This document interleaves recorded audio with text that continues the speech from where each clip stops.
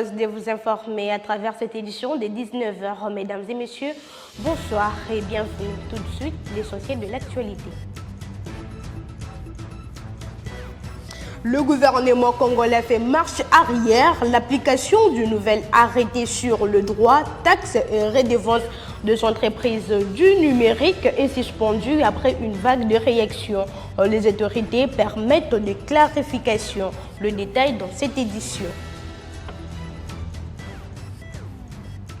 À l'occasion de la journée internationale de la jeunesse, la ministre de la Jeunesse, Grace Coutinho, appelle le jeune Congolais à participer à une marche citoyenne le 12 août 2026 dans le cadre de la campagne « Oui, je les veux » en faveur d'une révision de la Constitution. Lancement des travaux de la commission urbaine de l'éducation par le gouverneur de la ville-province de Kinshasa. Dans ce journal, vous suivrez la quintessence de cette initiative.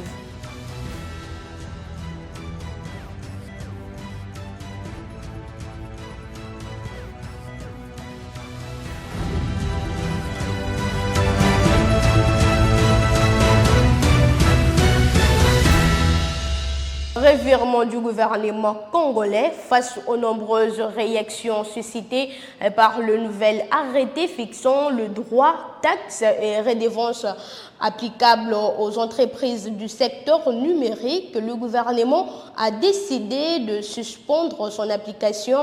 Les ministères des Finances et de l'économie numérique évoquent la nécessité d'apporter des clarifications afin d'éviter toute confusion, tout en réaffirmant leur volonté de promouvoir l'innovation et l'entrepreneuriat numérique.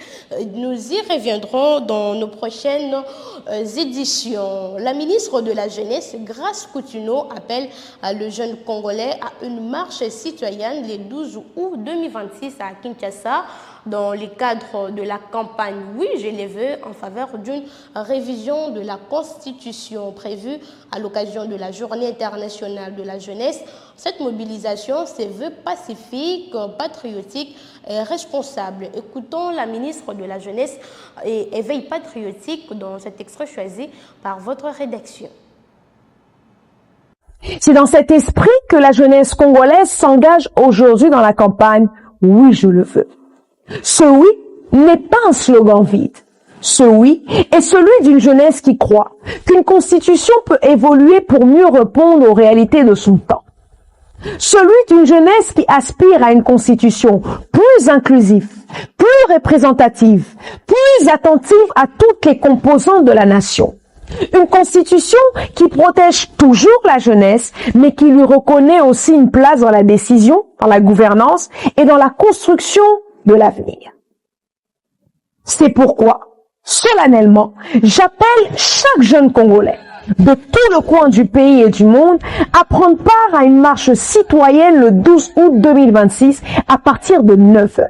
Cette marche partira de la première rue Limité à Kinshasa pour rejoindre le grand parking du centre culturel.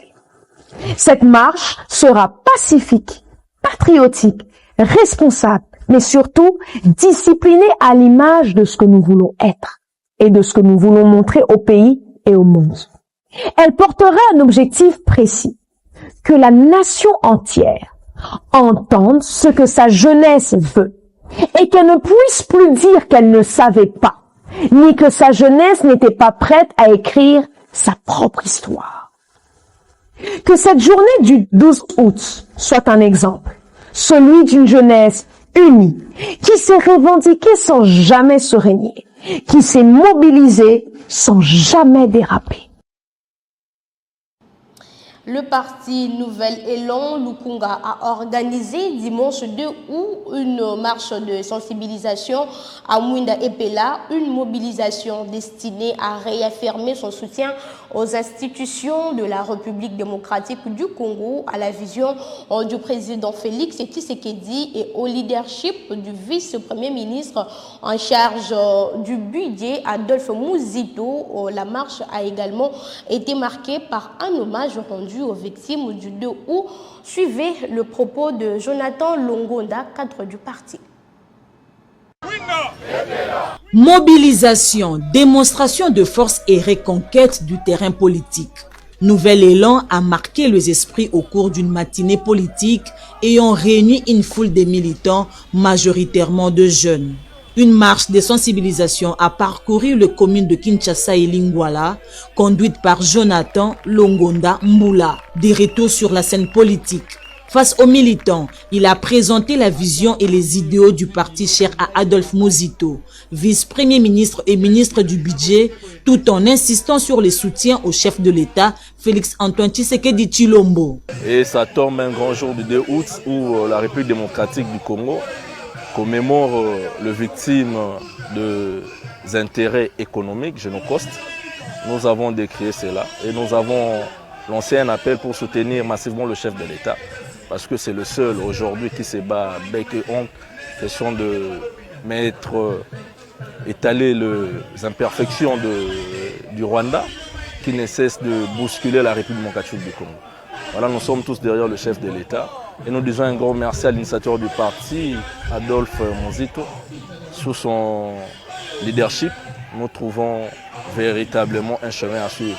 Nous disons également un grand merci au secrétaire général du parti qui est Maître Blanchard Mongomba, qui ne cesse de nous conseiller pour suivre la bonne ligne. Une activité qui traduit la volonté des Nouvel Élan de consolider son ancrage politique et de renforcer sa mobilisation autour des actions du chef de l'État. Après 4 jours de consultation à Lubumbashi, Raphaël Katebe Katoto affiche son soutien à la gouvernance du président Félix Tshisekedi à l'occasion, à l'écoute plutôt des notables, responsables religieux, acteurs de la société civile et représentants des communautés du Katanga. Il s'est engagé à transmettre leurs préoccupations au chef de l'État. Il l'a également appelé à privilégier l'unité et l'accompagnement de réformes tout en dénonçant les tentatives de manipulation de l'opinion. Écoutez-le. Batoto ya Katanga ile minamiomba ni kusema mubakie bote ini pamoja na musidilese distraire kuvuile ma intoxication, ma manipulation. Parce que les intoxication na manipulation haina muentere yenu beko naifanya muentere yabo juu ya kusema bapate kiti bekale hapa bapate fuashi tout ça. Donc haina muentere yenu, au contraire ile manipulation na intoxication itenda paka kumicreye tena malheur ingine, muko deja malheur, donc itampire. Donc tubambane mkono kwa mkono na tutumike pamoja, tutafute manjia na masolution ya kuresoudre hii maproblème tuko nayo, hii malheur tukwamo. Ce n'est pas ile intoxication ya kusema ule hivi njoo itaresoudre maproblème. Hii miaka yote belikuwa bale benyewe wanasema sio kwa pouvoir belfani abakufanya kintu kama belifanyaka vyote mzuri, kama leo hatuna maproblème. Si leo tuko ma problème ni grâce yabo ya vile belifanya ndio binatuweka muri situation leo. Donc abana na mallesion kusema batupatie. Et puis hii miaka yote belikala, qu'est-ce qu'ils ont oublié ya kufanya leo ndio batakuwa kufanya.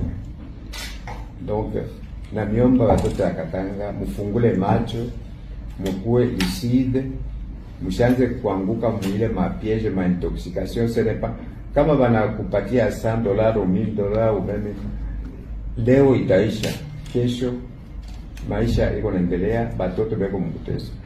Solution balisema kata mbible, kama unanipatia samaki moja nitakulia leo, mimi nafurahi, na kesho njala iko hapo.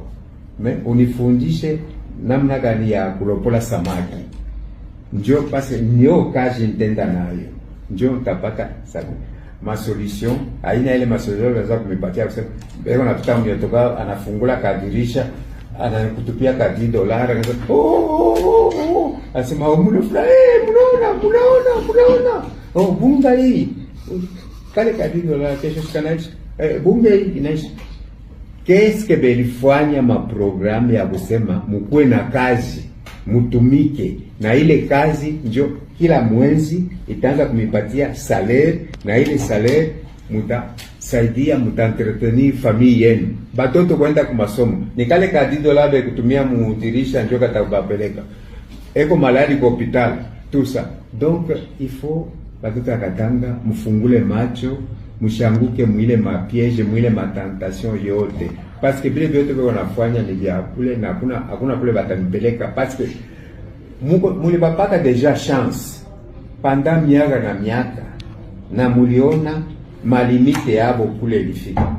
Donc na miomba tuungane mkono kwa mkono na tuendelee kuendelesha nchi yetu iende mzuri na mipikia kisante sana. Le gouverneur de Kinshasa, Daniel Bumba, a lancé les travaux de la commission urbaine de l'éducation afin de repenser le système éducatif de la capitale. Vendredi dernier, organisé à l'école Marie-Immaculée dans la commune de Lantiélé, cette activité a réuni les principaux acteurs du secteur éducatif afin de formuler les recommandations destinées à améliorer le système éducatif de la capitale, aussi apprendre aux élèves le civisme et les normes environnementaux afin de préserver l'environnement. Dans ses propos recueillis, écoutez le gouverneur de Kinshasa. Te rappeler pour Nabiso, ville à Kinshasa, ils ont dit bon, on a besoin plus de citoyenneté. Parce que Mingo, j'allais vivre dans la Kinshasa, ils ont dit problème, il y a civisme et la citoyenneté. Tony qui école et jouer vrai rôle dans haut, il y a réponse à un problème, il y a société. Alors, de ce point de vue, te rappeler, acteur, il y a secteur éducation et c'est Ngeliba inculquer bana, ba valeur, il y a malamu pour que ba rendre environnement d'abord ça. To bandi était, ba valeur à malamu et s'inculquaka au plus bas âge. Tony qu'on perd de génération de l'ikoyate. Parce que, aujourd'hui, un environnement sain, une ville assainie, vous allez bon thermomètre relaxé que, Batouana Bazali Bongo dans une très bonne civilisation. Alors il faudra que l'école ait transformé davantage et enseigné davantage la valeur on a un respect environnement, la valeur à civisme pour que ville Nabiso et que bon qu'on soit élan moko yamalam. Tobandi est rôle monene et Kinshasa Zobonga et au salam à peine à 4 écoles. Parce que ça doit jouer la valeur moko, il y a assainissement, il y a assainissement à milieu na bango. Jouer la valeur moko, il y a civisme positif et vous permettre à ce que vision tata moko nzamboka. Vision de qu'on a quatre villes à Kinshasa et ça la bon matérialisé et ça la bon bien poursuivi même pour les années très à venir et de manière pérenne. En infrastructure, la Kinshasa Arena prend progressivement forme. Les travaux de construction de cette salle de 20 000 places assises, les travaux de construction connaissent une avancée significative avec l'élévation de la structure et la poursuite des aménagements, un projet stratégique appelé à renforcer les infrastructures sportives et culturelles de la capitale. Regardez. Dès les premiers pas sur le chantier, une chose saute aux yeux. Les dimensions sont impressionnantes. Les gradins prennent déjà forme, les structures en béton dominent le paysage et des dizaines d'ouvriers poursuivent les travaux. Même si le chantier n'est pas encore terminé, il est déjà possible d'imaginer l'immense salle qui accueillera bientôt des milliers de personnes. Mais ce projet ne concerne pas uniquement le sport. La Kinshasa Arena est pensée pour accueillir des compétitions internationales, des concerts, des conférences, des salons et d'autres grands événements. L'objectif est de doter la capitale d'une infrastructure moderne répondant aux standards actuels. En avançant dans le chantier, il devient évident que chaque espace a été conçu avec ambition. Derrière chaque tribune et chaque mur se cache un travail considérable réalisé jour après jour par les équipes présentes sur le site. Mais ce n'est pas tout.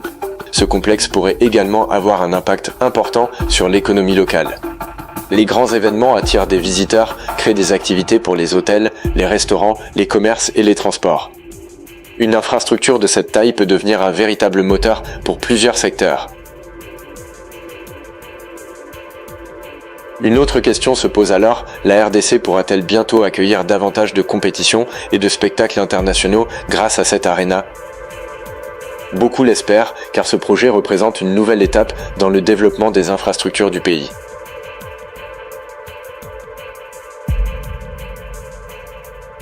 Après cette visite, une chose est certaine. La Kinshasa Arena n'est plus un simple projet sur papier. Le chantier avance et laisse déjà entrevoir ce que pourrait devenir l'un des plus grands symboles du développement moderne de Kinshasa. À peine réhabilitée, déjà coupée, la route nationale numéro 6 au niveau d'Akula, à 35 km de Guémena, dans la province du sud d'Ubangui, est de nouveau impraticable. Cette coupure perturbe la circulation et a déjà provoqué le renversement d'un camion transportant du carburant. Filmé par un passager, la scène relance les cris d'alarme des usagers qui appellent les autorités compétentes à intervenir sans délai. Regardez. La route nationale numéro 6 où ils ont coulé vers Guémena. On a 35 km vers Guémena. Nzela est 4 années. On a évité.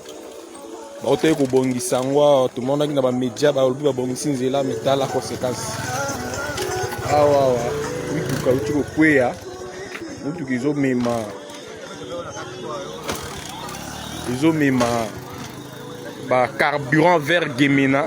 Ils ont évacué carburant vers Guémena et Sopani Nyonso à l'intégralité en haut. La fille, ils ont. Changeons de chapitre, la crise de succession au sein de la chefferie de Bavira prend une nouvelle tournure. La famille réunionnante Kabale Mamboto annonce la destitution de Romain Lengue Rugaza et présente Kinyunda Lengue Gislain Kabale comme nouveau chef coutumier intérimaire, une décision contestée par l'intéressé sur fond de vives tensions autour de la gestion de cette autorité traditionnelle. Écoutez le nouveau chef de la chefferie et les représentants de la famille régnante. À défaut de ces derniers, la famille régnante désire un successeur parmi les fils de Sa Majesté le Kolo. En tenant compte d'un certain nombre de critères, et sera en collaboration avec les gardiens de coutume appelés localement les Baloufi.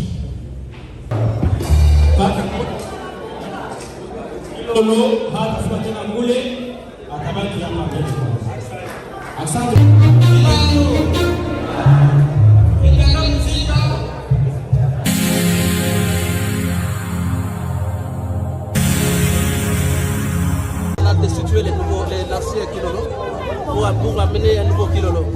Mais le problème, il y a une équipe de sabotage qui s'est permis de venir saboter les mouvements de Bavira. Et ça, vraiment, nous regrettons très fort. Et nous allons prendre des mesures pour arrêter le monsieur qui a fait ça.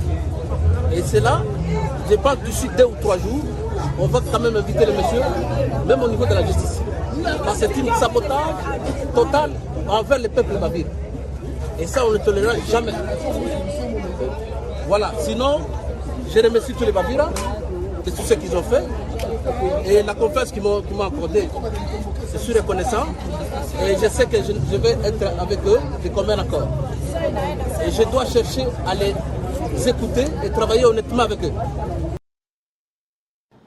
Loin de la RDC au Ghana, le Parlement durcit le ton pour protéger la filière cacao. Un projet de loi prévoit jusqu'à 20 ans de prison contre toute conversion illégale de la plantation de cacao, une mesure qui attend désormais la signature du président John Mahama pour entrer en vigueur. Images et commentaires. Le Parlement du Ghana a adopté un projet de loi visant à protéger les plantations de cacao, un secteur clé de l'économie nationale. Le texte prévoit jusqu'à 20 ans de prison pour les producteurs qui convertiraient leurs terres à d'autres usages sans l'autorisation du gouvernement. Il doit encore être promulgué par le président John Dramani Mahama. La mesure suscite de vives critiques parmi les cultivateurs qui estiment qu'elle restreint leurs droits alors qu'ils financent eux-mêmes leurs exploitations avec peu d'aide publique. Les sanctions les plus lourdes concernent également l'exploitation illégale d'or sur les terres cacaoyères. Le cacao représente près de 15% des recettes d'exportation du Ghana et demeure une source essentielle pour des centaines de milliers de familles en Afrique de l'Ouest. Cette réforme intervient dans un contexte de forte volatilité des prix mondiaux du cacao après les records atteints en 2024.